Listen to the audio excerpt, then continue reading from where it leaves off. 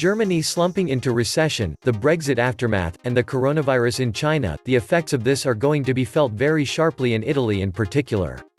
Add to this, failing banks, the euro, a huge public debt, and an unstable political situation, and you have the recipe for a major financial crisis. Italy, the EU's fourth-largest economy, was already in a technical recession since the second half of 2018 and has faced continued economic woes from weak productivity, high unemployment, huge debt, and political turmoil. The impact of the coronavirus risks are significantly negative on the global economy, but particularly for Italy. China is Italy's third-largest supplier, and 3.5 million Chinese tourists visit Italy every year. The longer the Chinese economy remains crippled, the bigger the risk to Italy. The outbreak has come at a difficult time for Italy's economy. Output unexpectedly shrank 0.3 percentage points in the final quarter of 2019, ramping up pressure on the fragile coalition government of Prime Minister Giuseppe Conte. Bank of Italy governor warned of significant downside risks to the country's outlook. In fact, the country could be heading for its fourth recession in a little more than a decade. Italy has been fighting a slow or no growth trap throughout this century. Italy has more than 20% of the probability of going bankrupt in the middle term. Until the structural reforms are not done, Italy will keep losing industries, know-how, and talented and well-educated people, etc. In the short term, it doesn't matter which coalition will rule the country. At the moment, both the USA Federal Reserve and the European ECB are keeping flooding the markets with cash, so Italy will continue being able to sell its bonds with low interests, but in the future, we don't know. Growth has stalled, leaving the country's economic output still 5% below its pre-crisis peak of 2008. At the same time, Italy's debt-to-GDP load has reached heights not seen since World War II. Italy's debt load is rising. It currently stands at about €2 trillion, $2.25 trillion. Debt to GDP has reached 130%, a level not seen since World War II. Italy has the EU's second highest debt to GDP ratio. Rome currently spends 3.7% of its GDP on debt interest. The public debt ratio to GDP will probably continue rising and eventually prove unsustainable. And as if it was not enough, now that Germany entered a recession. In fact, in January, industrial production in Germany collapsed. A heavy, unexpected drop of 3.5%. And when things are going bad in Germany, they are going badly for Italy too. Germany is the first commercial partner for Italy. The value of the Italian exported goods to Germany represents 12.5% of the total of Italian exports, a quarter of what Italy exports to the whole EU. The Italian and German production systems are strongly integrated with each other in the global value chains since Italy is an important supplier of intermediate products and capital goods to German companies. The fall in German manufacturing production, therefore, slows down Italian exports. And by a lot. The Italian industrial production collapsed in December 2019. Minus 2.7% on the month and minus 4.3% on the year, the worst drop in a year, and far below the expectations of economists. The crisis of the Italian industry weighs drastically on GDP and employment.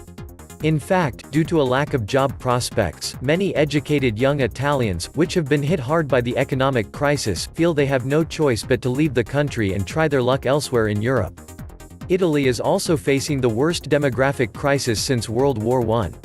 Italy has entered a Perma Recession, and there is no obvious way out. This could trigger a €2 trillion financial crisis that threatens the Eurozone itself. At the same time, Italy's debt-to-GDP load has reached heights not seen since World War II. There is now a growing risk of a systemic financial crisis. The scale of such a collapse would be magnitudes greater than the Greek debt crisis of 2015, and thus harder to contain. The Italian economy is also burdened by a number of cultural and historical factors, like corruption and inflexible labor market rules, to name just two, that hold back its productivity growth. Welcome to the Atlantis Report. Italy isn't just in an economic slump. Its population is also sagging, pushing the country into its biggest demographic crisis in more than a century. The number of people in the country fell for a fifth year in 2019, and deaths exceeded births by almost 212,000, the biggest gap since 1918. President Sergio Mattarella put the issue in stark terms, saying it concerns the very existence of the country. Italy won't have enough young workers, and funding a rapidly aging population will strain an already stretched fiscal situation. Pension costs now amount to almost 17% of the economy. With an aging population and a consistent decrease of workers who pay taxes, the retirement system may go haywire. According to ISTAT, the decline in Italian industrial production in 2019 was 1.3% compared to 2018, the worst since 2014. Among structural problems, a critical international scenario, and the coronavirus crisis, the prospects do not seem rosy at all. Bad news for the Italian economy. According to ISTAT data, the Italian industry in 2019 collapsed -1.3% compared to the previous year. The country's GDP slows down and shows no signs of recovery. 2019 was a horrible year for the industry. What can be seen from the data, which vary from quarter to quarter, is that growth is around zero. There have been quarters with a marginal growth of 0.1%. For 8 quarters, the Italian economy has essentially zero growth. Some industry data for January 2020 before the coronavirus outbreak signaled a return to business confidence for the start of the year. We will now see the effects of the virus on the economy.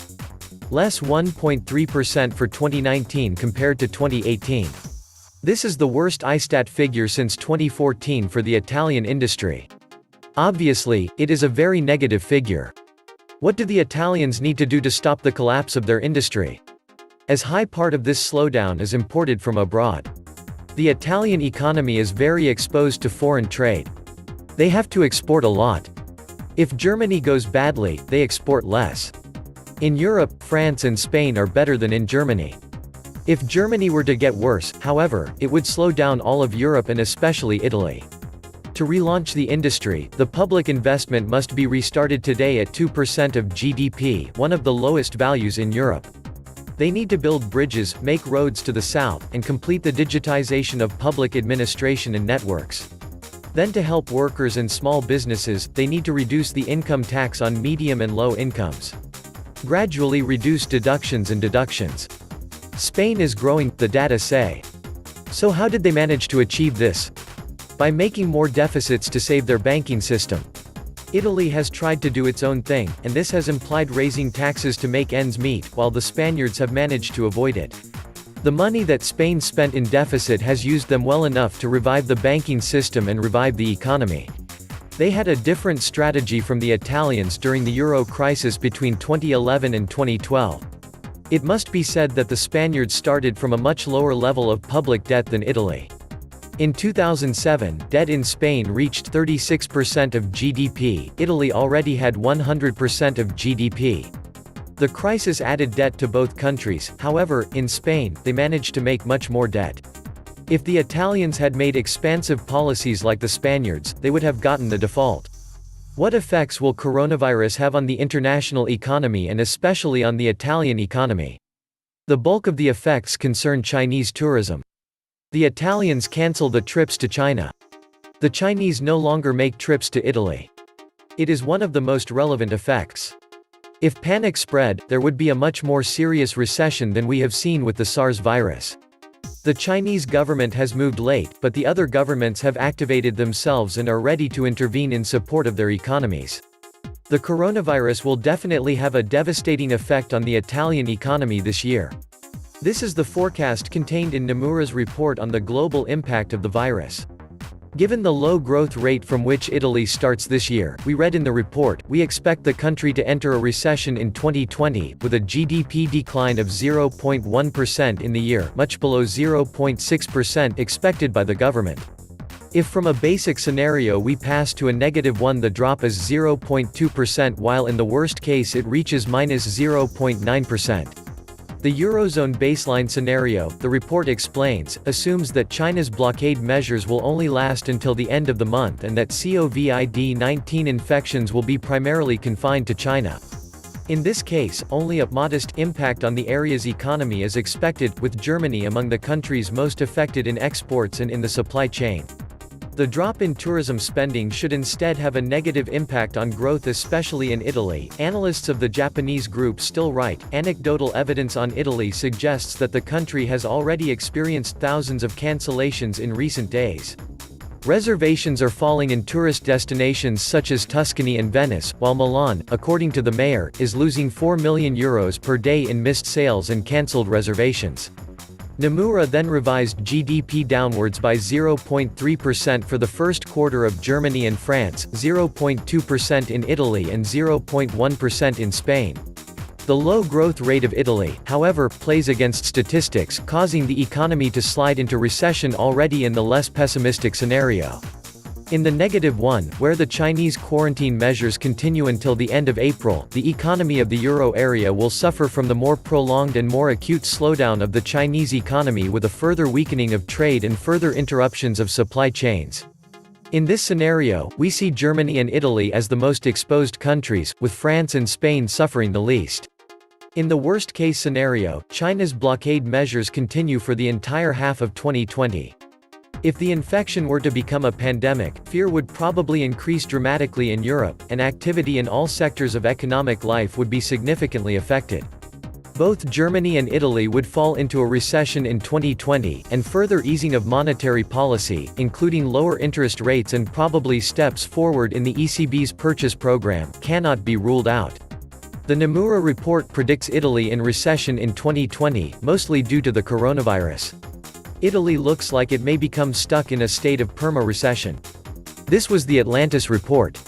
Please like, share, and subscribe. Thank you.